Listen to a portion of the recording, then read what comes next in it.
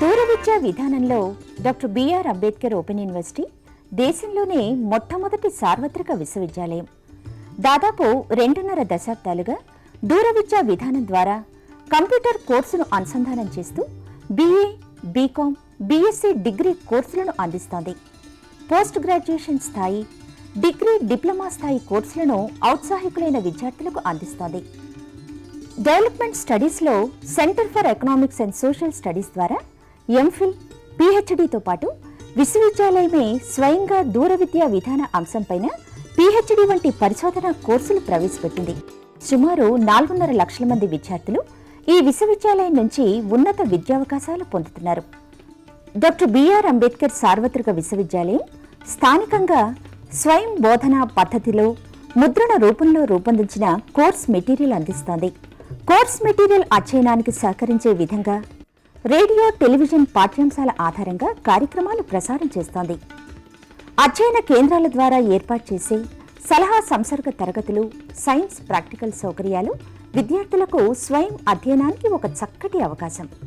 ఇవి విద్యార్థి సమీపంలో ఉండే అధ్యయన కేంద్రం నుంచే పొందొచ్చు.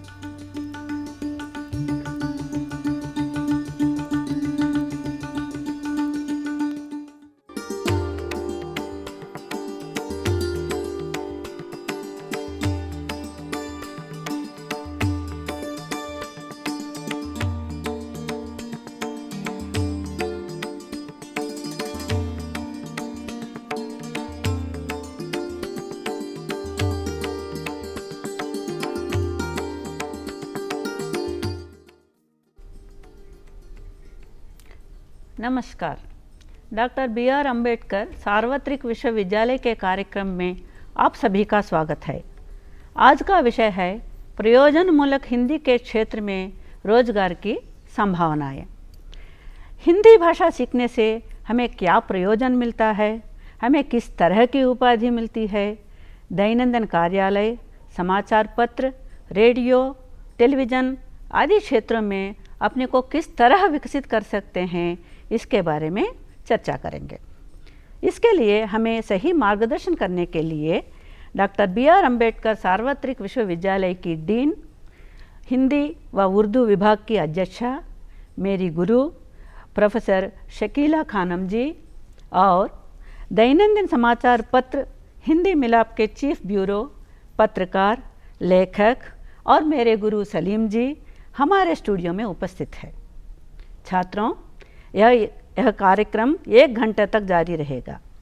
पहले 40 मिनट तक चर्चा करेंगे, शेष 20 मिनट आप प्रश्न कर सकते हैं, लेकिन याद रहे प्रश्न केवल विषय से संबंधित होना चाहिए। प्रश्न करने के लिए कृपया आप हमारा फ़ोन नंबर नोट करें। 040 कोड है, हैदराबाद की कोड है 27031431, 27031432, 27031433। नमस्कार शकीला जी, नमस्कार सलीम जी। नमस्कार। ये प्रयोजनमूलक हिंदी का क्या तात्पर्य है, आप बताइए मैडम।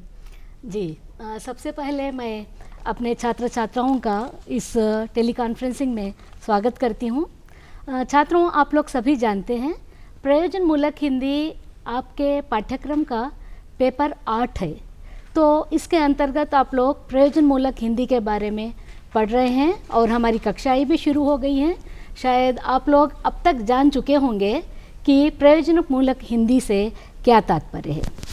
छात्रों, प्रयोजनमूलक हिंदी को अंग्रेज़ी में फंक्शनल हिंदी कहा जाता है। ऐसे ही सभी भाषाओं में यानी कि तेलुगु, उर्दू, अंग्रेज़ी सभी में एक एक पेपर है, उनके नाम हैं फंक्शनल इंग्लिश, फंक्शनल उर्दू और फंक्शनल तेलुगु। तो छात्रों, सबसे पहले आपको ये जानना होगा कि फंक्शन किसे कहते हैं। अंग्रेज़ी में फंक्शन के कई अर्थ हैं। फंक्शन को एक्शन भी कहते हैं, सेरेमनी भी कहते हैं, ड्यूटी भी कहते हैं और पर्पस भी कहते हैं। वैसे ही हिंदी में इस फंक्शन यानी प्रयोजन के कई समानार्थी शब्द है। वो है प्रकार्य, कार्य, व्यापार, व्यवसाय, उत्सव या समारोह। आप लोग देखते होंगे कि कई जगह फंक्शन हॉल लिखा होता है, और आप लोग ये भी पूछते होंगे कि आपने ऑफिस में ज्वाइन किया, आपके क्या फंक्शंस है वहाँ पर।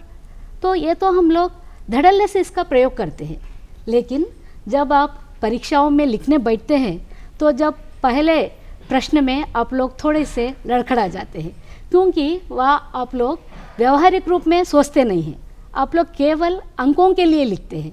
तो अब जब आप लोग सोचते हैं कि प्रयोजन मूलक हिंदी क्या होगा, इसकी परिभाषा क्या होगी, ऐसे कई सवाल जो परीक्षा की तैयारी नहीं करके जाते हैं और जो कक्षाओं में उपस्थित नहीं होते हैं, जो अपने गुरुओं से पाठ नहीं सुनते हैं, ऐसे प्रश्न आप जैसे विद्यार्थियों को आते हैं। तो प्रयोजन मूलक हिंदी से तात्पर्य है कि वो हिंदी, वो विशिष्ट हिंदी जो किसी विशिष्ट प्रयोजन या उद्देश्य के लिए प्रयोग में लाई जाती हैं। प्रयोजन के साथ मूलक प्रत्यय जुड़ने से, उपसर्ग जुड़ने से इसका नाम हुआ प्रयोजन मूलक हिंदी। तो प्रयोजन मूलक हिंदी आम हिंदी नहीं है, ये किसी उद्देश्य के लिए ही, एक विशेष प्रयोग के लिए ही इसका इस्तेमाल होता है। तो इन सभी कारणों से प्रयोजन मूलक हिंदी आजकल बहुत ही विशिष्ट है, प्रमुख है और एक महत्वपूर्ण शाखा बन गई है। सर, आप इसके बारे में और थोड़ा विस्तार रूप से बताएंगे हमारे छात्रों को। नमस्कार छात्रों, आपका स्वागत है। अगर मैं बात शुरू करूं कि हम कोई वस्तु बाज़ार से ख़रीदते हैं या कोई हमें भेंट देता है, तो सबसे पहले हम ये देखते हैं कि उस वस्तु का हमें क्या लाभ होगा, हम उसे किस तरह से इस्तेमाल, प्रयोग, उपयोग में लाएंगे। सबसे पहले हम ये सोचते हैं। तो यदि हमने एमए में अगर प्रवेश लिया है और पढ़ रहे हैं, तो एमए करने के बाद हम क्या करेंगे, ये विषय प्रयोजन मूलक हिंदी आपका सबसे पहला उत्तर देता है कि आप हिंदी से क्या काम करेंगे। तो प्रयोजन यानी आप हिंदी को किन किन क्षेत्रों में उपयोग में लाएंगे। सबसे अगर प्रयोजन मूलक हिंदी की हम बात करते हैं, तो सबसे पहले जो हमारे पास उद्देश्य है वो है सरकारी भाषा के तौर पे इसका उपयोग होता है। भारत सरकार की ये राजभाषा है और सभी कार्यालयों में, भारत सरकार के सभी कार्यालयों में जो कामकाज होता है वो हिंदी में होता है। वैकल्पिक रूप से अंग्रेज़ी का प्रयोग होता है। और जिन राज्यों में हिंदी वहाँ की राजभाषा है, वहाँ भी हिंदी भाषा में काम होता है। तो क्या इतना ही प्रयोजन है? नहीं, इससे आगे भी बहुत सारे प्रयोजन हिंदी के हैं। इसके अगर हम अलग अलग रूप हम देखेंगे तो दूसरा रूप आता है सरकारी भाषा के बाद, वो है व्यापार की भाषा। आप चाहे बैंकों में जाइए, परिवहन क्षेत्र में जाइए, पर्यटन में जाइए, तीर्थ स्थल पर जाइए, बीमा क्षेत्र में जाइए, इन क्षेत्रों में जहाँ जहाँ भी आप जाएंगे, चूँकि हिंदी भारत की लोक भाषा है, भारत की जन भाषा है, भारत में सर्वाधिक बोली जाने वाली भाषा है, इसीलिए उसको राजभाषा और उसके बाद व्यवसाय भाषा का स्थान प्राप्त है।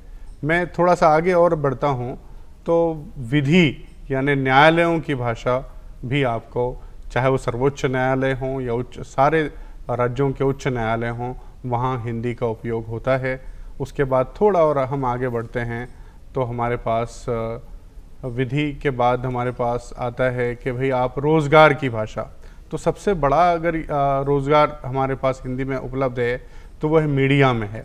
मीडिया के कई रूप हैं, वो टेलीविज़न में है, वो समाचार पत्रों में है, वो वेबसाइट्स यानी इंटरनेट पर है, वो रेडियो पर है। इस पर हम विस्तार से एक एक प्रश्न के द्वारा चर्चा करेंगे। मैडम, अभी प्रयोजन मूलक हिंदी के तात्पर्य तो अभी अच्छी तरह से समझ में आ गया। प्रयोजन मूलक हिंदी की विशेषताएं क्या होती है? हाँ, हर भाषा की कोई न कोई विशेषता होती है। तो प्रयोजन मूलक हिंदी की विशेषताएं मुख्य रूप से 4 भागों में बांटी गई है। वो है अनुप्रयुक्तता या प्रयोजनीयता, सबसे पहली विशेषता है। दूसरी विशेषता है वैज्ञानिकता, तीसरी विशेषता है सामाजिकता और चौथी विशेषता है भाषिक विशिष्टता। तो इसलिए ये विशेषता है कि सबसे पहली विशेषता को हम अगर ले तो अनुप्रयुक्तता या प्रयोजनीयता। प्रयोजनीयता का मतलब है कि कोई एक प्रयोजन के लिए हम जिस भाषा का उपयोग करते हैं उसको प्रयोजन मूलक हिंदी कहते हैं। तो प्रयोजन मूलक हिंदी का प्रयोग करने से पहले उसका अनुप्रयुक्त होता है, मतलब किस उद्देश्य के लिए, किस प्रयोजन के लिए ये विशेष भाषा का इस्तेमाल किया जाता है। तो ये उदाहरण के तौर पर अगर वैज्ञानिक, विधि या व्यापारिक या कोई भी क्षेत्र में अगर ले, तो इस भाषा का प्रयोग एक विशेष प्रयोजन के लिए किया जाता है। तो इसलिए इसका पहला प्रयोग और इसकी पहली विशेषता अनुप्रयुक्तता या इसी को प्रयोजनीयता बोलते हैं। किसी प्रयोजन के लिए, पर्पस ऑफ यूज़, किसी यूज़ के लिए ही किया जाता है। और दूसरी विशेषता ये है कि सामाजिकता। तो सामाजिकता मतलब ये प्रयोजन मूलक हिंदी को एक मानविकी के रूप में लेते हैं। ये समाज से जुड़ा हुआ है। समाज में दैनंदिन कार्य, ज्ञान विज्ञान से जुड़े कार्य, व्यापार व्यवसाय से जुड़े कार्य, उसका प्रयोग इस प्रयोजन मूलक हिंदी में होता है। एक दोहे या छंद या अलंकार में इसका प्रयोग नहीं किया जाता है। आप कोई एक विज्ञान का एक क्षेत्र लीजिए, अभी आप कोई एक शोध कर रहे हैं, उसके लिए कुछ शब्द होते हैं, उन शब्दों में साहित्यिक भाषा नहीं आती है। प्रयोजन से जुड़ी हुई भाषा जिस प्रयोग के लिए प्रयोग होती है, प्रयुक्त होती है, तो इसलिए इस भाषा में सामाजिकता है, जो समाज से जुड़े हुए सब दैनंदिन कार्य। और वैसे ही व्यापार व्यवसायिक, कोई एक ब्रांड को बेचना है व्यापार के क्षेत्र में, वाणिज्यिक क्षेत्र में, तो वहाँ पर सटीक शब्दों का और स्पष्ट शब्दों का प्रयोग होता है। तो ये सब कुछ समाज से जुड़े हुए होते हैं। और एक तीसरी विशेषता यह है कि वैज्ञानिकता। वैज्ञानिकता का मतलब यह है कि प्रयोजन मूलक हिंदी पारिभाषिक शब्दावली और उससे जुड़े हुए तकनीकी प्रयोजनों के लिए होती है। तो इस प्रयोजन मूलक हिंदी में वैज्ञानिकता के अंतर्गत 4 उपबिंदु लिए जाते हैं जो महत्वपूर्ण हैं। वो है एक स्पष्टता, दूसरा है तटस्थता, और तीसरा है विषयनिष्ठता, और चौथा है तर्कसंगता। तो अगर ये 4 विशेषताएं उसमें हों तो ये वैज्ञानिक हिंदी के लिए या प्रयोजन मूलक हिंदी के लिए साबित होते हैं। तो सबसे पहली विशेषता है स्पष्टता, दूसरी विशेषता है तटस्थता, और तीसरी विशेषता है विषयनिष्ठता, और चौथी है तर्कसंगता। उससे एक और है कि सबसे चौथा पॉइंट है और सबसे चौथी विशेषता जो महत्वपूर्ण मानी जाती है वो है भाषिक विशिष्टता। तो प्रयोजन मूलक हिंदी के शब्द सरल, सुस्पष्ट और गंभीर और सटीक और एकार्थक होते हैं। इसमें कई द्वंद्वार्थ की भाषा प्रयोग नहीं होती है। और जैसे आप लोग जब कविता पढ़ते हैं, काव्य पढ़ते हैं, तो उसमें निगूढ़ अर्थ होता है, द्वंद्वार्थ होता है। तो प्रयोजन मूलक हिंदी में सिर्फ और सिर्फ भाषिक विशिष्टता इसलिए है कि उसमें एकार्थ शब्द होते हैं, छंद, अलंकार या कहावतें, मुहावरे, और कोई ऐसे शब्दों का प्रयोग नहीं होता है। वो एकदम सुस्पष्ट होते हैं, सरल होते हैं और उससे एक ही अर्थ निकलता है। इस प्रकार जैसे भौतिक शास्त्र है, रसायन शास्त्र है, तो एक ही अर्थ निकलता है। ये तो वैज्ञानिक भाषा हुई। वैसे बैंकिंग शब्दावली ले लीजिए, वैसे विधि शब्दावली ले लीजिए, मीडिया ले लीजिए, तो एक शब्द होता है, उसका एक अर्थ होता है और सरल और सुस्पष्ट होता है, और वो विषय गंभीर भी होता है शब्द। तो एक ही समय इन 4 और 5 विशेषताओं को लेकर प्रयोजन मूलक हिंदी की शब्दावली बनती है, और जिसमें पारिभाषिक शब्दावली का बहुत महत्वपूर्ण स्थान है, और इसलिए प्रयोजन मूलक हिंदी की ये सभी विशेषताएं हैं। सर आप और थोड़ा विस्तार से बता दीजिए इनके बारे में। तो मैडम तो बहुत विस्तार से बताई थी। जैसा कि मैडम ने कहा कि कोई भी कामकाजी भाषा की विशेषता ये होती है कि उसमें स्पष्टता, सरलता, एकार्थी शब्दों का उपयोग किया जाता है। भाषा जहाँ तक होती है, मानव या बच्चा जैसे जन्म लेता है उसके साथ वो भाषा उसके साथ विकास करती है।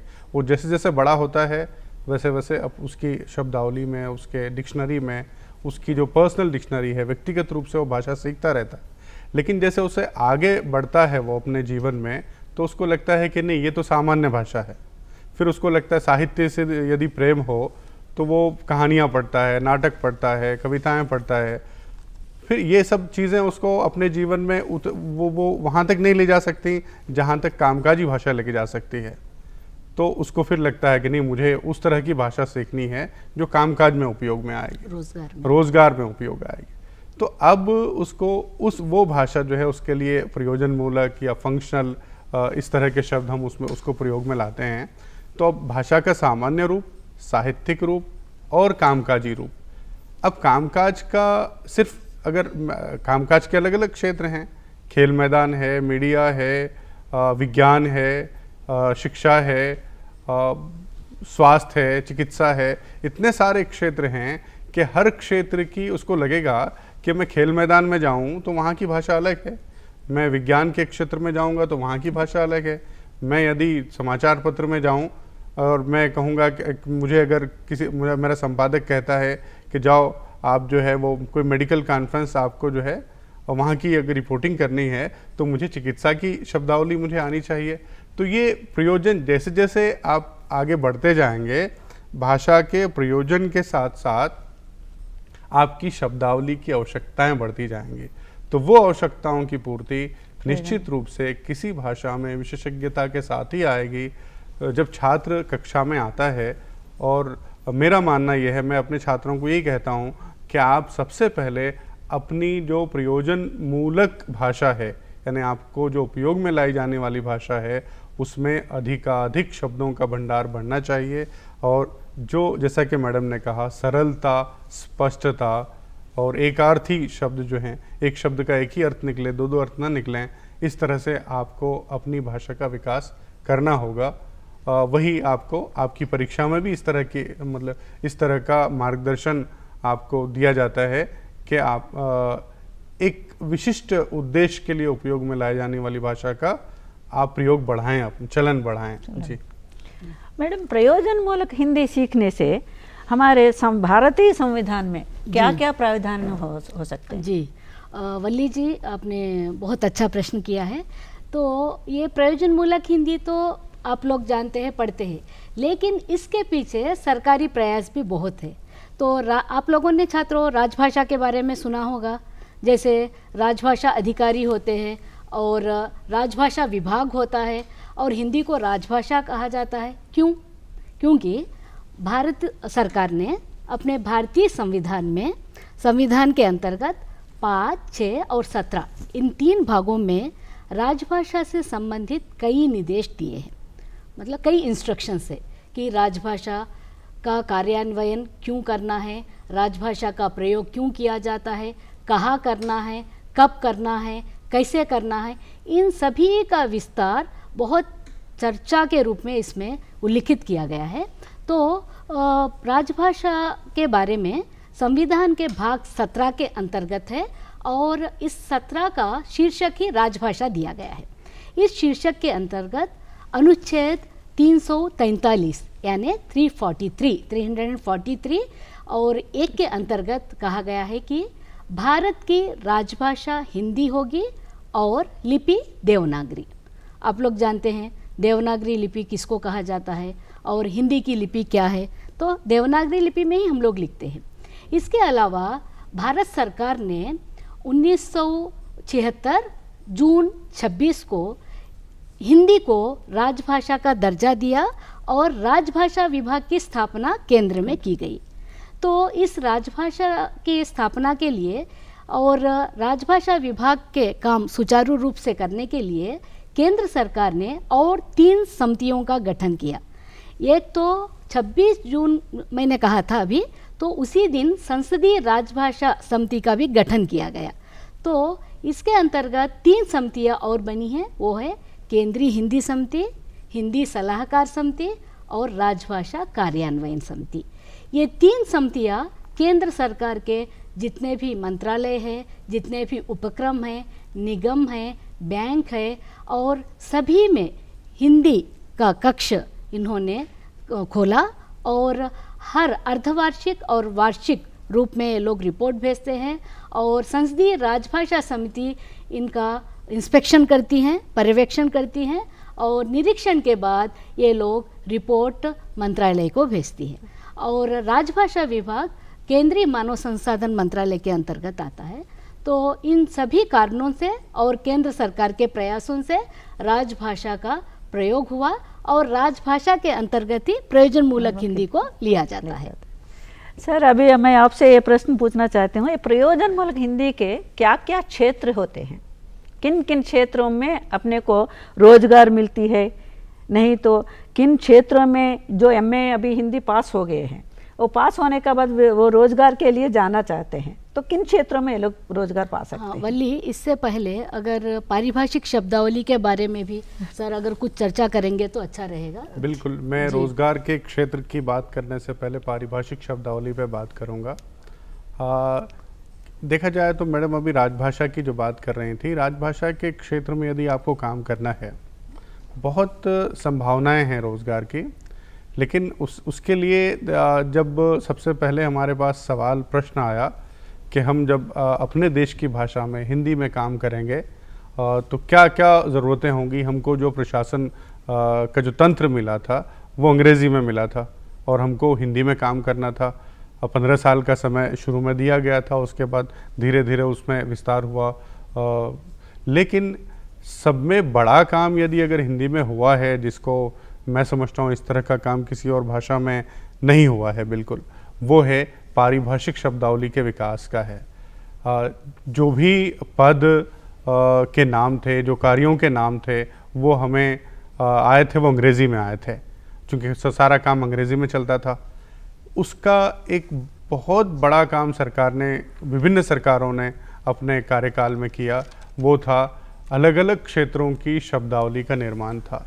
राजभाषा की शब्दावली, फिर उसके बाद हम पारिभाषिक शब्दावली में चिकित्सा के क्षेत्र की शब्दावली, खेल के क्षेत्र की शब्दावली, व्यापार के क्षेत्र की शब्दावली। बाज़ार में हम जब जाते हैं तो आपको लगता है कि बाज़ार की भाषा अलग है, जब हम किसी कार्यालय में जाते हैं तो वहाँ की भाषा अलग है।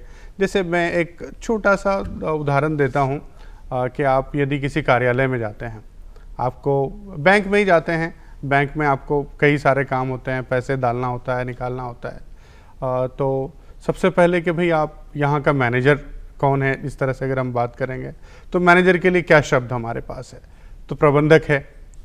अब प्रबंधक को लेकर इतने सारे शब्द आप आसानी से याद कर सकते हैं कि एक डिप्टी मैनेजर है तो उप प्रबंधक होगा, असिस्टेंट मैनेजर है तो सहायक प्रबंधक होगा, अगर जनरल मैनेजर है तो महाप्रबंधक होगा। इस तरह से एक शब्द यदि हमको याद होता है तो इतनी आसान, इतनी सरल भाषा अगर हिंदी को मैं मानूं तो हिंदी है। या कि निश्चित रूप से हिंदी इतनी सरल भाषा है कि आपको अंग्रेज़ी का कोई भी शब्द अगर पारिभाषिक शब्द मिल जाए, आपको मुश्किल नहीं होगी उसका हिंदी प्रतिरूप या हिंदी प्रतिअर्थ, उसका समानार्थी शब्द आपको प्राप्त करने के लिए। तो हर क्षेत्र में जब भी आप जिस क्षेत्र में जाते हैं उस शब्दावली का निर्माण किया गया है और ये शब्दावली बहुत सरल है, और लेकिन इस पर बहुत ज़्यादा मेहनत की गई है।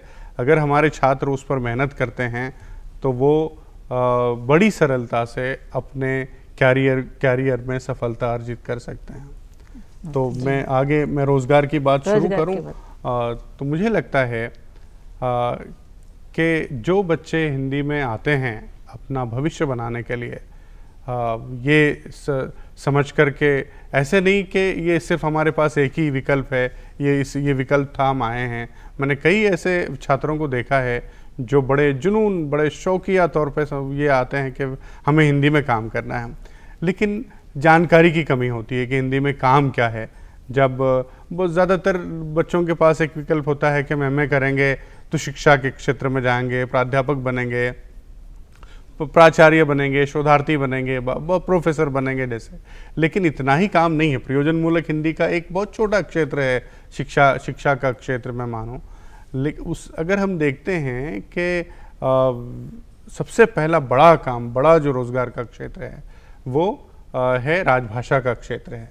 सरकार जितने केंद्र सरकारी कार्यालय हैं उन सभी कार्यालयों में अलग अलग स्तर पर राजभाषा अधिकारी का एक बड़ा पद होता है जो महाप्रबंधक के स्तर का पद होता है। उसके बाद एक अनुवादक का पद होता है, फिर कभी वो टंकक का पद होता था, जब अब वो कंप्यूटर ऑपरेटर के रूप में बदल गया है। तो हिंदी किसी भी कार्यालय में, एक छोटा सा कार्यालय वहाँ हम देखते हैं, तो एक हो गया राजभाषा का क्षेत्र। और ये समय समय पर सरकार सरकार जो है ज्ञापन देती है, सरकार की अधिसूचनाएं निकलती हैं कि इन कार्यालयों में पदों पर भर्ती होनी है और वो निरंतर ये प्रक्रिया जारी होती है। दूसरा जो सबसे बड़ा क्षेत्र है वो व्यापार का क्षेत्र है। व्यापार में, अगर व्यवसाय में मैं बात करूं तो बैंकिंग है। अब बैंकों में भी राजभाषा का कार्यान्वयन होता है, वहाँ भी इस तरह के पद हैं। बैंकों में समय समय पर नियुक्तियाँ निकलती, भर्तियाँ होती हैं, पद रिक्त होते रहते हैं। फिर निजी क्षेत्र एक बहुत बड़ा क्षेत्र है। अभी भारत सरकार पर्यटन की तरफ बहुत ध्यान दे रही है। वहाँ आप जो पर्यटक बाहर से आते हैं या हिंदी भाषा क्षेत्र से आते हैं, हिंदी के गाइड की उनको आवश्यकता होती है, तो वो बहुत सारी नियुक्तियाँ हिंदी जानने वालों की गाइड के रूप में हो रही हैं। उसके बाद थोड़ा और हम आगे बढ़ते हैं तो मीडिया का एक बड़ा क्षेत्र है। मीडिया सिर्फ मीडिया में जाने से पहले जैसे अभी राजभाषा विभाग आपने नाम लिया, तो रोज़गार के लिए मैंने ये सोचा है, जो मैं जब हमारे छात्राओं को पढ़ाती हूँ, छात्र छात्राओं को, तो रोज़गार के इन क्षेत्रों को मैं 7 विभागों में बांटती हूँ। सबसे पहला भाग है वो है सभी मंत्रालय। छात्रों, आप जानते होंगे कितने मंत्रालय हैं। जैसे सबसे पहले संसाधन मंत्रालय, रक्षा मंत्रालय, वित्त मंत्रालय और रक्षा मंत्रालय और रेल मंत्रालय, कृषि मंत्रालय, विदेश मंत्रालय, परिवहन मंत्रालय, दूरसंचार मंत्रालय और खाद्य मंत्रालय, स्वास्थ्य मंत्रालय। इसके अलावा और अनेक प्रकार के मंत्रालय हैं। ये सभी मंत्रालय केंद्र सरकार के अधीनस्थ आते हैं और इन सभी मंत्रालयों में हर जगह, हर कार्यालय में हिंदी अधिकारी का पद होता है, हिंदी अनुवादक का पद होता है। पहले आशुलिपक मतलब स्टेनोग्राफर का भी पद होता था। आजकल नई पीढ़ी आशुलिपि क्या है वो भी नहीं जानती है। स्टेनोग्राफी बिल्कुल लुप्त हो गई है, ना अंग्रेज़ी में है, ना हिंदी में है, ना कोई इतर भाषाओं में है, और इसलिए अब उस पोस्ट को हटा दिया गया है और हिंदी टंकक पोस्ट होता था, उसको अब कंप्यूटर ऑपरेटर या डीटीपी ऑपरेटर कहा गया है, जो हिंदी की टाइपिंग, पहले टाइपराइटर होती थी, आजकल वो कंप्यूटर पर ही टाइप कर रहे हैं हिंदी का टाइप। तो इसके अलावा, और मैंने तो पहला भाग बता दिया कि सभी मंत्रालय, और दूसरा भाग है केंद्र सरकार के सभी कार्यालय, जैसे एजीस ऑफिस है, अकाउंटेंट जनरल ऑफिस जो हमारे हैदराबाद में बहुत बड़ा ऑफिस है, वहाँ पर भी हिंदी के रोज़गार के लिए काफ़ी पद है। और दूसरा है post office, general post office कहते हैं, जीपीओ, वहाँ पर है। और इसके अलावा रेल मंत्रालय के सभी कार्यालय, जो महाप्रबंधक जहाँ बैठते हैं वहाँ पर हिंदी का कक्ष अलग से होता है, राजभाषा विभाग कहते हैं, तो वहाँ पर भी है। और तीसरा भाग मैंने ये कहा कि सभी राष्ट्रीय बैंक। छात्रों, आपको पता है राष्ट्रीय बैंक कितने हैं? लगभग 24 या 25, आपके पुस्तक में भी इसकी संख्या दी गई है। तो इसमें सभी बैंक, सबसे पहला बैंक है रिजर्व बैंक ऑफ इंडिया, और दूसरा है नाबार्ड, तीसरा है आईडीबीआई, उसके बाद सिडबी, उसके बाद state bank of India, state bank of Hyderabad, Andhra bank, Allahabad bank, bank of Maharashtra, Indian overseas bank, bank of Baroda, syndicate bank, Canara bank. तो इस प्रकार कई बैंक हैं। सभी बैंकों में हर रीजनल ऑफिस मतलब क्षेत्रीय कार्यालय में हर राज्य में एक एक क्षेत्रीय कार्यालय होता है। हर क्षेत्रीय कार्यालय में 3 पद होते हैं राजभाषा से संबंधित। उसमें हिंदी अधिकारी, उसके बाद हिंदी अनुवादक और हिंदी टाइपिस्ट मतलब डीटीपी ऑपरेटर, ये 3 होते हैं। और बैंकों में एक तो पदोन्नति बहुत जल्दी होती है, जैसे आप हिंदी अधिकारी जिसको प्रबंधक कहा जाता है, आजकल कुछ बैंकों में उनका पदनाम बदल गया है, हिंदी ऑफिसर नहीं कहते हैं, तो प्रबंधक के नाम से, जैसे असिस्टेंट मैनेजर, मैनेजर, उसके बाद असिस्टेंट जनरल मैनेजर, उसके बाद डिप्यूटी जनरल मैनेजर और जीएम जनरल मैनेजर तक का पोस्ट हिंदी में है, जो प्रधान कार्यालय में होता है। क्षेत्रीय कार्यालय में तो हर जगह एक राजभाषा अधिकारी होता है। और आप लोग शायद सोच रहे होंगे कि बैंकों में आईसीआईसीआई बैंक, एचडीएफसी और एचएसबीसी, बैंक ऑफ अमेरिका, इसमें हिंदी के पोस्ट नहीं है क्योंकि ये प्राइवेट बैंक है, तो इसमें केंद्र सरकार की नीति नहीं लागू होती है। सिर्फ केंद्र सरकार के राष्ट्रीय बैंकों में ही हिंदी का प्रयोग होता है। और इसके बाद मैंने चौथा भाग ये रखा कि सभी उपक्रम और निगम, उपक्रम कॉरपोरेशंस और निगम में एक तो है NMDC, NTPC और BDL, ECIL, ONGC, Indian oil, SCL Hindustan cable limited, HAL, NFC, IDPL, इन सभी के कार्यालय हैदराबाद में उपस्थित है और हर राजधानी में इन सभी उपक्रम निगमों के कार्यालय है और यहाँ पर भी हिंदी के रोज़गार की आवश्यकता है और हिंदी के रोज़गार है वहाँ पर सभी पोस्ट है। जैसे मेन 3 पोस्ट होते हैं, वो 3 पोस्ट यहाँ पर है। और मैंने 5वां भाग ये किया कि सभी वैज्ञानिक प्रयोगशालाएँ और संस्थान जैसे DRDL, DRDO, CCMB, IICT, NGRI, NIRD, NIN, BARC, Bhabha atomic research centre, BARK, NRSA, national remote sensing agency और इसरो, ये भी केंद्र सरकार के रक्षा मंत्रालय के अंतर्गत आते हैं। ये केवल और केवल वैज्ञानिक शब्दावली का यहाँ पर प्रयोग होता है। यहाँ पर भी हिंदी अधिकारी का पोस्ट है और हिंदी अनुवादक। आजकल बहुत शीघ्र गति से हिंदी का अनुवाद हो रहा है और हिंदी में काम करने से हमारे भारत के लिए भी एक कोड लैंग्वेज हो जाएगा। और जैसे रशिया में, रूस में अपनी भाषा में तैयार करते हैं, जापान में अपनी भाषा में तैयार करते हैं, तो क्यों न हो हमारे रक्षा मंत्रालय भी हिंदी में ही शब्दावली करे। उसके साथ हम लोगों को एक सीक्रेट लैंग्वेज भी हो जाएगी और उसमें कोई लीक होने के भी आसार नहीं होंगे। अंग्रेज़ी सभी को आती है लेकिन हिंदी में करने से हमारे लिए एक रूपता बनी रहेगी और एक गोपनीय भी रहेगी ये। और मैंने 6ठा भाग ये किया कि सभी केंद्रीय विश्वविद्यालय, हर राज्य में एक केंद्रीय विश्वविद्यालय है। MHRD मिनिस्ट्री ने हर राज्य के लिए एक एक केंद्रीय विश्वविद्यालय की स्थापना की है। हैदराबाद में लगभग 3 केंद्रीय विश्वविद्यालय है, हैदराबाद सेंट्रल यूनिवर्सिटी, मौलाना आज़ाद नेशनल उर्दू यूनिवर्सिटी और English and foreign language university, IFLU कहते हैं, HCU, मानू एंड दिस वन IFLU। तो इन सभी में हिंदी अधिकारी और हिंदी अनुवादक के पद हैं। तो इसके अलावा हर राज्य में लगभग 25 से ज़्यादा केंद्रीय विश्वविद्यालय हमारे यहाँ है। और वर्धा में तो अंतर्राष्ट्रीय केंद्रीय हिंदी विश्वविद्यालय है, महात्मा गांधी अंतर्राष्ट्रीय विश्वविद्यालय, तो हिंदी का प्रयोग वहाँ होता है। और 7वां भाग ये है कि सभी केंद्रीय विद्यालय मतलब सेंट्रल स्कूल्स, हर जगह सेंट्रल स्कूल की स्थापना की गई है। हज़ारों की संख्या में भारत देश में सेंट्रल स्कूल्स है। वहाँ पर भी रीजनल ऑफिस में, क्षेत्रीय कार्यालय में हिंदी अधिकारी का पद और हिंदी अनुवादक का पद होता है। तो छात्रों, कहने का मतलब यह है कि आप लोग समझते होंगे कि MA हिंदी करने से केवल और केवल या तो टीचर बनेंगे, स्कूल में टीचर करेंगे, या तो ट्यूशन बोलेंगे और या तो जूनियर लेक्चरर बनेंगे। लेकिन उसके अलावा भी शिक्षा के स्तर के अलावा यहाँ पर प्रयोजन मूलक हिंदी के इतने सभी 7 भागों में कम से कम हज़ारों की संख्या में पोस्ट निकलते हैं। लेकिन इसके लिए एक सावधानी आपको बरतनी पड़ेगी।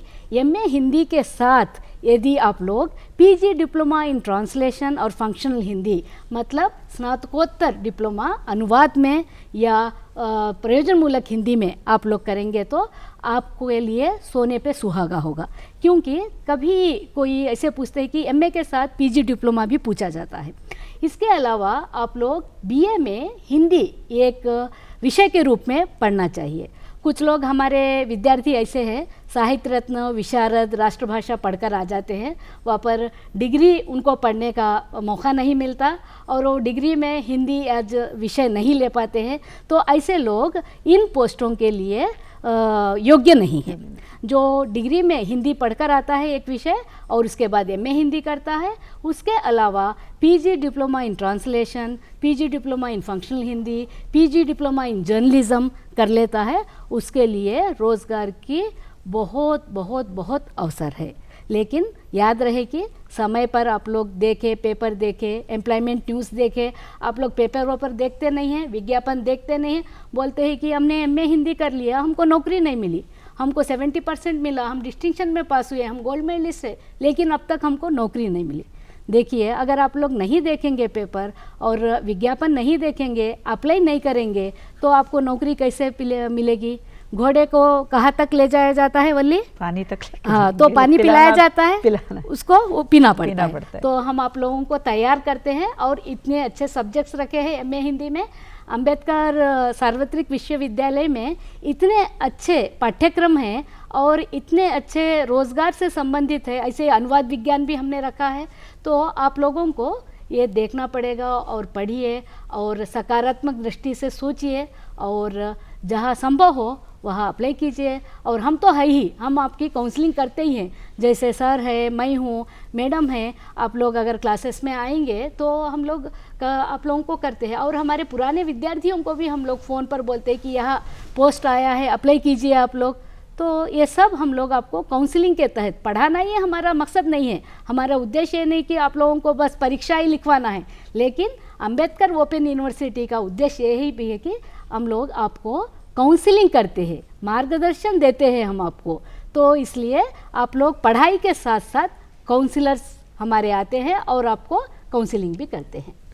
अच्छा, अभी मैडम आपने अच्छा बता दिए थे रोजगार के बारे में, तो बहुत अच्छा बताइए। अभी फ़ोन कॉल एक आ रही है, हम सुनेंगे जी, क्या जी, पूछ जरूर, रही हैं। जरूर जरूर। हेलो हेलो हेलो, कौन बात कर रहे हैं? मैडम। नमस्ते। मैं लक्ष्मीकांता बोल रही हूँ। हाँ, बोलिए बोलिए। मैडम मेरी ये क्वेश्चन है। हाँ। हम लोग दक्षिण भारत हिंदी प्रचार सभा से प्रवीणा किया। हाँ। और अंबेडकर यूनिवर्सिटी से ही एमए अभी हुआ। हाँ। मेरी कोई भी डिग्री नहीं है। हाँ। और उम्र भी 50 साल है। हाँ। तो क्या हमारे जैसा लोगों के लिए कोई रोजगार की योजना है? अभी मैडम बताएगी, अभी बताई थी ना, मैडम बताएंगे। जी हाँ, मतलब डिग्री जो पढ़ाई किया उनके लिए बताइए। हाँ, डिग्री नहीं किए उनके, आप डिग्री नहीं किए थे इसके नहीं लिए किया, तो हाँ, इसलिए। ओके। जी, आपका नाम लक्ष्मीकांतम है, बहुत बहुत शुक्रिया आपने फ़ोन किया। तो आपके लिए तो दो चीज़ें हो सकती है, एक तो भारत सरकार या सरकारी नौकरी नहीं मिल पाती है क्योंकि आपकी उम्र ज़्यादा है, और दूसरी चीज़ ये हो सकती है कि अगर आप हिंदी अच्छी तरह जानती है तो हिंदी पढ़ा सकती है बच्चों को, और विदेशियों को हिंदी पढ़ाने के लिए आप लोग कुछ पाठ्यक्रम तैयार कर सकती है घर बैठे। और वर्क एट होम भी एक नई परंपरा चली है आजकल, तो आप घर बैठे भी हिंदी का प्रयोग करते हुए आप काम कर सकती है। और हमारे सलीम साहब है और वो आपको इसके अतिरिक्त और क्या क्या आपके लिए संभावनाएं हैं बताएंगे। सलीम। लक्ष्मी जी, आपको मैं समझता हूँ तेलुगु बहुत अच्छी आती है और हिंदी आपने एमए किया है हिंदी में, तो एक बहुत अच्छी संभावना आपके लिए है कि जो तेलुगु भाषी हैं उनके लिए एक अच्छा सिलेबस आप तैयार करके उनको पढ़ाने का काम आप कर सकती हैं। और दूसरा, जैसा कि मैडम ने कहा कि ऑनलाइन जो अभी काम बहुत ज़्यादा काम है, लेकिन ये है कि उसमें वास्तविकता कितनी है वो जानकर आपको आपके कदम आगे बढ़ाने पड़ेंगे। एक तो बहुत सारे प्रकाशक हैं जिनमें ब्रिटिश लाइब्रेरी जो है, और बहुत सारे प्रकाशक हैं जो प्रूफ रीडिंग का काम देते हैं। वो आपके लिए एक परीक्षा रखते हैं, उनका हर साल एक नोटिफिकेशन, एक अधिसूचना निकलती है कि हमको अनुवादकों और प्रूफ रीडरों की आवश्यकता है। वो आपको घर बैठे आपका काम, वो काम पहुंचाते हैं। इस तरह के बहुत सारे काम हैं। एक तो मैडम ने जैसे कहा कि शिक्षा के क्षेत्र के अलावा भी आपके पास, लेकिन निरंतर आपको उसकी तलाश में रहना है कि वो कहाँ कहाँ किस किस तरह के काम हैं। मैंने सिर्फ इशारा बताया कि आपको प्रूफ रीडिंग है, हिंदी सिखाने का काम है, और जिनको 2 भाषाएं आती हैं उसके लिए और भी काम बढ़ जाते हैं। तेलुगु और हिंदी में बहुत सारा काम होता है।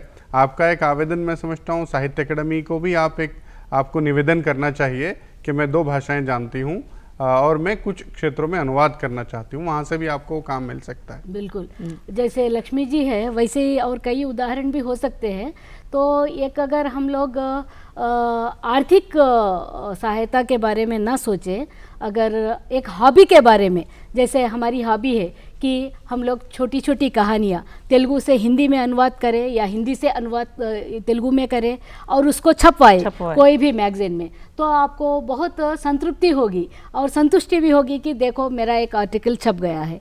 कभी कुछ मैगजीन्स ऐसे भी होते हैं जहाँ हमारा जो भी प्रकाशन और हमारा लेख लेख या हमारी कहानी या हमारी कविता अनुदित छपती हैं वहाँ पर पारिश्रमिक भी दिया जाता है। तो इस प्रकार। मैडम और एक बात है, अभी लक्ष्मी जी बोली जैसा, जी। लेकिन सरकारी का नौकरी तो नहीं मिलेगा, गैर सरकारी में प्राइवेट कॉलेजेस में स्कूल्स में वैसे पढ़ा सकती है क्या?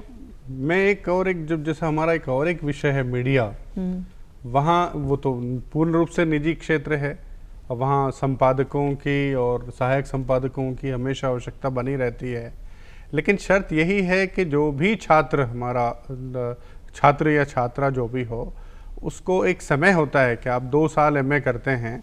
और बहुत सारे लोग जैसे कि हैं, किसी ने प्रवीणा किया है, किसी साहित्य रत्न किया है, किसी ने विद्वान किया है, वो समझिए कि वो आ गए हैं। तो वहाँ तो सरकारी क्षेत्र में ही आपको कुछ प्रतिबंध हैं कि आपने 10+2+3+2 यानी आपने 10th उसके बाद इंटरमीडिएट डिग्री और पीजी एक तरीके से नहीं किया है, आपने बीच में परीक्षाएं देकर आप उत्तीर्ण हुए हैं। तो वहाँ आपके लिए बहुत अच्छी संभावना है कि आप जो निजी क्षेत्र में दाखिल हो सकते हैं। तो सबसे बड़ा क्षेत्र मीडिया है। मीडिया का मतलब केवल समाचार पत्र या टेलीविज़न नहीं है। मीडिया अब बहुत विस्तारित हो चुका है। मैं अगर नाम लूँ कि आपको इतने सारे पारंपरिक मीडिया से अगर मैं शुरू करूँ कि आपको कोई अपनी वस्तु बाज़ार तक पहुँचाना चाहता है, तो उसके लिए सबसे छोटा जो माध्यम हमारे पास अभी आया है वो व्हाट्सएप है। सबसे छोटा माध्यम आपको मुफ्त में अवेलेबल है, मुफ्त में उपलब्ध है। उसके बाद हम जाते हैं कि आपके अपने ब्लॉग्स हैं। मेरे कई सारे मित्र हैं जो उनको छोटी मोटी नौकरियां जहां भी करते हैं, वो रेस्टोरेंट्स पर ब्लॉग चलाते हैं, दुनिया को बताते हैं कि इस रेस्तोरां में बहुत अच्छा खाना है। तो दोनों तरफ से उनका वेबसाइट चलता है एक, और दूसरी तरफ से रेस्तोरां के विज्ञापन उनके ब्लॉग्स पर आते हैं। कुछ लोग ऐसे हैं जो केवल खेल के शौकीन हैं, वो हिंदी में अपना ब्लॉग चलाते हैं कि किस खेल में कहाँ कहाँ क्या क्या गतिविधियाँ चल रही हैं। एक तरह से आपको अपनी भाषा सुधारने के साथ साथ उसमें रचनात्मकता किस तरह से लाई जा सकती है, आप उसको व्यवसाय से कैसे जोड़ सकते हैं, आप उसको अर्थ से कैसे जोड़ सकते हैं, आप अपनी जेब कैसे भर सकते हैं उससे, अपनी ज़रूरतें कैसी पूरी कर सकते हैं, ये सब सारी चीज़ें हैं। तो मैं एक एक करके बताऊंगा आपको। सबसे पहले तो हम आते हैं समाचार पत्रों में। समाचार पत्र में हिंदी जानने वाले की आवश्यकता कैसे पड़ती है। आज हिंदी समाचार सबसे अगर ज़्यादा प्रकाशित होने वाले, सबसे ज़्यादा पढ़े जाने वाले इस देश में कोई तो समाचार पत्र हैं तो वो हिंदी भाषा के हैं पूरे देश में। उसके बाद अंग्रेज़ी, तेलुगु, तमिल, मलयालम का स्थान आता है। सबसे आप अगर वहाँ प्रवेश लेना चाहते हैं समाचार पत्र में, तो पहला आपका प्रवेश होता है 3 क्षेत्र में। आप संवाददाता बन सकते हैं, आप प्रूफ रीडर बन सकते हैं, आप उप संपादक बन सकते हैं, या आपको एक और भी बहुत सा, आप रोजाना कार्यालय नहीं जाना चाहते। सर एक फोन आ रहा है, वो फोन हाँ, देख के फिर बाद में हम इसको करेंगे। हेलो। हाँ हेलो। नमस्ते मैडम। नमस्ते, आपका नाम क्या है? संध्या रानी। संध्या रानी, आप कहाँ से बात कर रहे हैं? కొత్తగూడెం। हाँ बताइए, आपके क्या प्रश्न है? నేను ప్రవీణ కంప్లీట్ అయింది, అంటే నెక్స్ట్ స్టెప్ ఏం తీసుకోవాలి అనేసి। सर ओके, बताते हैं आपको। प्रवीणा, राष्ट्रभाषा प्रवीणा पास कर दी उन्होंने, दक्षिण भारत हिंदी प्रचार सभा का। अब इसके बाद में क्या पढ़ना है करके पूछ रही है मैडम जी। एक तो क्या नाम है इनका? संध्या रानी। संध्या रानी। संध्या रानी जी, ये हिंदी का कार्यक्रम है, कृपया हिंदी में ही प्रश्न कीजिए, आपसे विनम्र निवेदन है। और दूसरी बात है कि आपने प्रवीणा पास कर लिया है, उसके बाद हमारे विश्वविद्यालय से, अंबेडकर सार्वत्रिक विश्वविद्यालय से आप एमए कर सकती हैं। अभी समय ख़त्म हो गया है एडमिशन के लिए।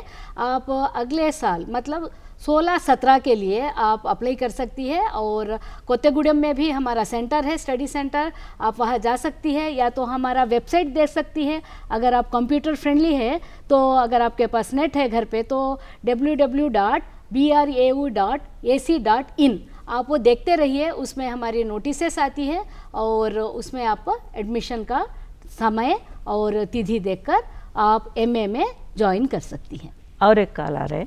हेलो। हेलो। Hello madam. हाँ बताइए, मैं, आपका नाम क्या है? गौरी कुमारी है जी। हाँ बोलिए। तो मेरा, हेलो। हाँ बोलिए बोलिए, सुनाई दे रहे, बोलिए। आप अपना टीवी का आवाज कम कर लीजिए। ओके मैडम, ओके ओके, कम कर रहे हैं। हाँ।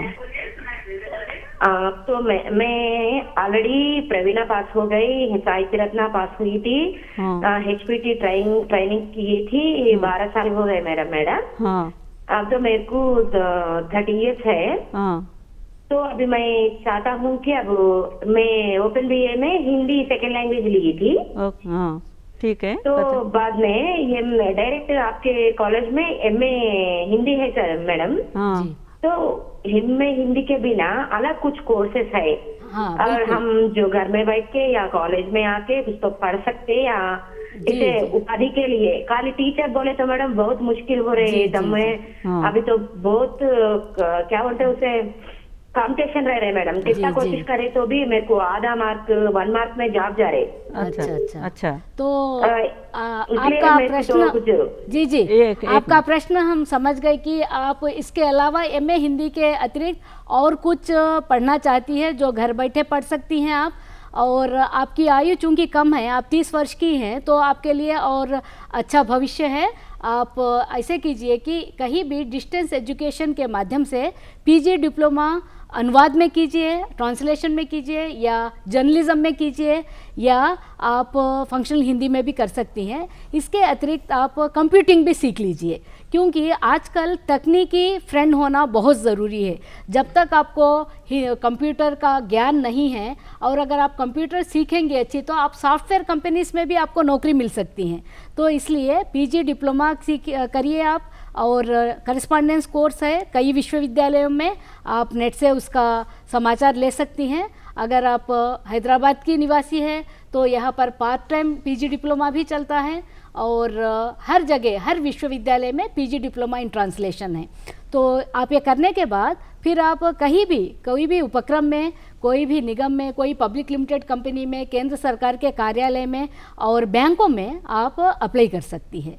तो जैसे आपने कहा कि आधे मार्क में आपका अंक जा रहा है, और आप D.Ed में और स्लेट में आप योग्य नहीं हो पा रही है, तो आप घर बैठे ये भी काम कर सकती हैं। आपके क्वालिफिकेशंस बढ़ाइए, PG डिप्लोमा कर लीजिए। सर, अभी मैडम ने बताई थी सॉफ्टवेयर कंपनीज में भी आप पा सकते हैं।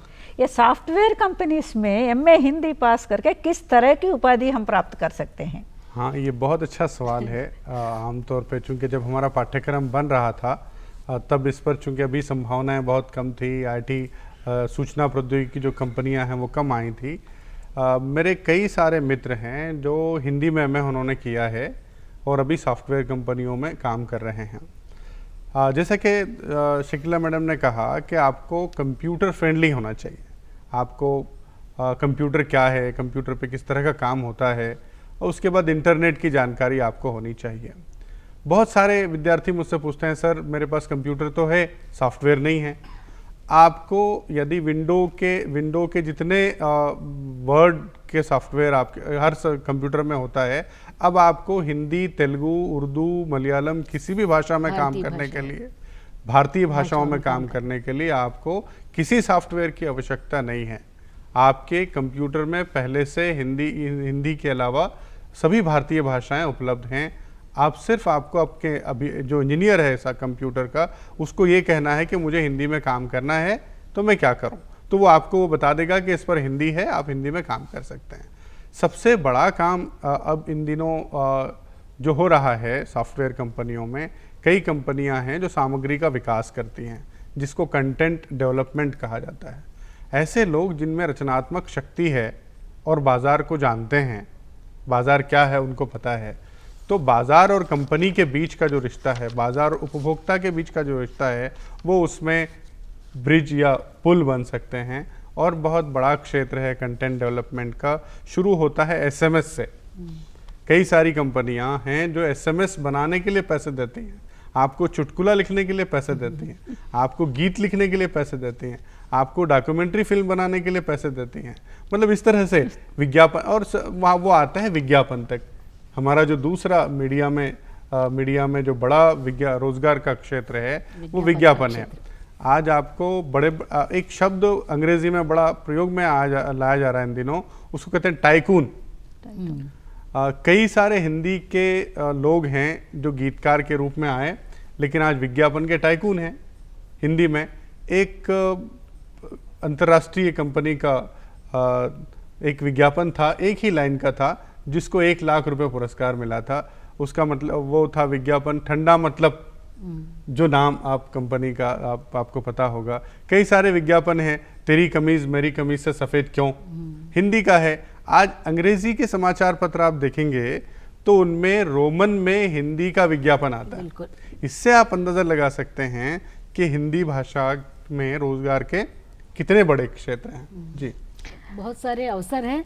और जैसे सलीम ने अभी कहा कि जितने भी ये ऑनलाइन कंपनी से देखिए, जैसे यात्रा.com है, बिग बास्केट है, और क्या है OLR है, और कई ऐसे हैं कि घर बैठे सामान बेच रहे हैं, तो उन सभी का विज्ञापन रोमन में हिंदी लिखकर करते हैं वो लोग। हाँ, तो बड़ा मतलब बिग बास्केट, इस प्रकार बिग बाजार भी है। तो इस प्रकार आप लोग जैसे हिंदी में जितना भी काम है वो मैं तो मानती हूँ कि अंग्रेजी से कम है। लेकिन एक बात याद रखें, सभी विद्यार्थियों को मैं ये कहना चाहती हूँ कि जितनी आपकी अच्छी हिंदी है उतनी अच्छी अंग्रेजी भी हो तो और बहुत बढ़िया रहेगा। उसमें आप लोग बिल्कुल नौकरी के लिए धड़ल्ले से चुने जाएंगे, क्योंकि कम्युनिकेशन स्किल्स भी चाहिए और अंग्रेजी में भी परिपक्वता चाहिए। सिर्फ हिंदी विद्यार्थी हिंदी तक ही सीमित नहीं है, और उसमें अंग्रेजी भी अगर हो जाए तो आपके लिए बहुत सारी संभावना है। एक फोन कॉल लेके फिर बात करेंगे। हेलो हेलो हेलो हेलो, हाँ बताइए, आपका नाम क्या है? मैडम नमस्कार जी। नमस्कार, बताइए आपका नाम क्या है? मैं हिंदी अध्यापिका हूँ, हाँ, नलगोंडा जिले के। हाँ, तो मेरी बेटी है मैडम। हाँ बताइए। हाँ, तो इंटरमीडिएट कंप्लीट हुआ है। हाँ, तो इसके लिए कोई रास्ता है हिंदी में, कैसे जाना है जल्दी नौकरी पाने के लिए? जल्दी नौकरी पाने के लिए, नौकरी मिलने के लिए किस प्रकार की आवश्यकता है, जरा बताइए ना। बता रहे हैं। मैं आपको बताता हूं कि सबसे पहले आपकी बेटी अभी वो इंटर में है, तो सबसे पहला आपका ध्यान चाहिए कि उसकी डिग्री कंप्लीट हो। उसको 3 वर्ष की डिग्री दिलाइए, और हिंदी में उसको जाना है तो 2 वर्ष निश्चित रूप से उसको हिंदी विषय के रूप में लेना है, प्रथम वर्ष और द्वितीय वर्ष में। इंटर में भी उसकी हिंदी अनिवार्य है। उसके बाद बहुत सारे क्षेत्र आपके लिए खुल जाते हैं। हिंदी में MA जैसा कि हमारे पास सार्वत्रिक विश्वविद्यालय में है, बहुत सारी दूसरे विश्वविद्यालय में भी है। हिंदी में ही आपको पत्रकारिता के बहुत सारे पाठ्यक्रम हैं। हिंदी में फिल्म एंड टेलीविज़न सीरियल बनाने के आपको बहुत सारे पाठ्यक्रम मौजूद हैं। हिंदी में शिक्षक बनने के पाठ्यक्रम मौजूद, इसको HPT या B.Ed आप कर लें, तो बहुत सारे क्षेत्र हैं। उसको अभी से आप एक तरह की प्रेरणा दीजिए। अगर वो हिंदी में उसको शौक़ है तो उस शौक़ को बढ़ाए और अपने विषय को अच्छे से अच्छा करे, ताकि उसको आने वाले 5 वर्ष की पढ़ाई के बाद तत्काल रोजगार मिल सके। बिल्कुल, जैसे उनको MA हिंदी या डिग्री की उपाधि मिलेगी और अच्छे अवसर मिलेंगे। जैसे हम शुरू से ही कहते आ रहे हैं कि आप लोगों को जागरूक होना भी ज़रूरी है, तो उस माध्यम से आप प्रोफेशनल कोर्स में सिखाइए और साथ हिंदी भी रखिए उसके साथ। अगर उनकी प्रश्न ऐसी है, अगर उनकी परिस्थितियां पढ़ाने के लिए आगे जाए, पढ़ाने के आर्थिक लिए परिस्थितियां इंटर के बाद नहीं है, में नहीं है, अच्छा। तो कहीं काम करते करते अपने अंबेडकर यूनिवर्सिटी से ही BA और कर सकते हैं। जी जी, बेशक बेशक। इंटर के बाद अगर वो एक PPT होता है, जैसे प्राइमरी टीचर कोर्स होता है, इंटर के बाद भी ये लोग D.Ed करने के बाद जूनियर कॉलेज में लेक्चरर बन सकते हैं। हिंदी में भी है वो भी कर सकते हैं। इसके अलावा अगर इंटर के बाद ही आपकी बेटी को कई अच्छी नौकरी कोई भी मिल जाती है, तो उसके साथ साथ अंबेडकर ओपन यूनिवर्सिटी तो है ही केवल और केवल कामकाजी महिलाओं के लिए, पुरुषों के लिए, जिसमें और जैसे आयु की कोई पाबंदी नहीं है, तो आप वह हमारी यूनिवर्सिटी से डिग्री करवा सकती हैं करस्पॉन्डेंस से, और उसके बाद आप MA भी दूरस्थ माध्यम से आप MA करवा सकती हैं। मैं एक बात जोड़ता हूं इसमें। मैडम ने कहा, उस वक्त मैडम ने कहा था कि अंग्रेज़ी भी आपको जाननी ज़रूरी है। एक दूसरा क्षेत्र मैं हिंदी भाषियों के लिए खोलता हूं। बहुत सारे युवा हैं जो अंग्रेज़ी में आईटी की शिक्षा प्राप्त करके जाते हैं और सिर्फ उन्हें अंग्रेज़ी आती है, तो हिंदी आने का जो प्लस पॉइंट है, हिंदी आने का जो लाभ है, उन्हें नहीं मिल पाता। जी। अब वहाँ पूछा जाता है कि हमको हिंदी भाषी क्षेत्र में जाना है, आपको तो अंग्रेज़ी आती, हमको हिंदी वाले चाहिए। आपको अंग्रेज़ी आती है, ठीक है, अब मैं हिंदी के आदमी, हिंदी की जनता तक जाना चाहता हूँ, मैं अपनी कंपनी को हिंदी वालों तक ले जाना चाहता, वहाँ वो कमज़ोर साबित होते हैं। हमारे हिंदी भाषा के जो छात्र हैं उनको चाहिए कि वो ऐसे पदों तक जाएं जहाँ अंग्रेज़ी अगर उनको आती है तो वो बड़े पद उनको मिल सकते हैं। हिंदी भी आनी चाहिए। जी, जैसे उत्तर भारत में कोई दक्षिण भारत का व्यापारी और बहुत बड़ा कंपनी वाला वहाँ पर कुछ खोलना चाहता है, अपनी शाखा खोलना चाहता है। दक्षिण भारतीयों के लिए जैसे चेन्नई वाला है, बेंगलुरु वाला है, तो सबको अंग्रेज़ी आती है, लेकिन मांग हिंदी की है उत्तर भारत में। तो जैसे आपने कहा सलीम जी ने, उनके साथ बोलती हूँ कि ये हिंदी भी आना ज़रूरी है, और अंग्रेज़ी के साथ साथ हिंदी भी आएंगे तो आप उत्तर भारत में आप हिंदी के अच्छे रोज़गार के अवसर प्राप्त कर सकते हैं। तो इसलिए अच्छी हिंदी और अच्छी हिंदी के लिए अच्छे अवसर है। मुझे लगता है मैडम, अभी हिंदी आने से तो अभी हमारे भारत देश में बहुत भाषाएं हैं जी, भिन्न भिन्न भाषाएं हैं, भिन्न भिन्न राष्ट्र हैं, ये सभी हैं, लेकिन हमारी राष्ट्रीय राजभाषा हिंदी है जी। अगर हिंदी सीखने से तो हम किसी भी राष्ट्र में जाने से हमारा जीवन आसान से गुजार सकते हैं जी। ऐसी मेरी मत है जी। तो हिंदी के लिए तो प्रयोजन देखने से तो प्रयोजनमूलक हिंदी देखने से तो पहले भाषा सीखने से ही हमें इतनी प्रयोजन होती है, रोजगार ही नहीं है, अपना जीवन चलाने के लिए आसपास संपर्क भाषा का जैसा भी हिंदी को हम बिल्कुल यूज़ कर सकते हैं, वैसा है जी।